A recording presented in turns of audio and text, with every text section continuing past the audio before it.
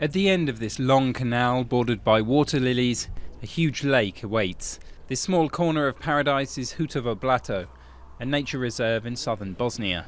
More than 240 species of migrating birds come here every year, and it was declared a nature reserve in 1995.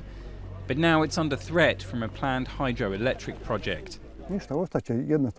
If this project becomes reality, the Hutovo Blato swamps will turn into peatland and reeds. There'll be no more water, and it will become so damaged that it will no longer be of any environmental value.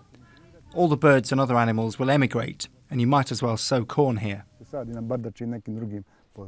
Environmental groups have come out in opposition to the planned power plant, as well as other projects linked to it. 3 more hydroelectric power stations are due to see the light of day in Bosnia and Croatia to complete a vast hydroelectric system in the region that was begun in the 1970s.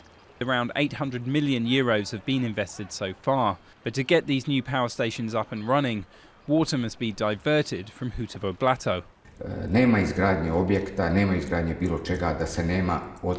We can't build a power plant without consequences, but the question is, how serious are they?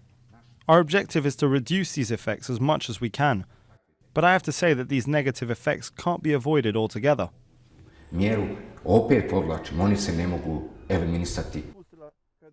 A few miles away, fruit growers and farmers from the Metković region in Croatia are concerned.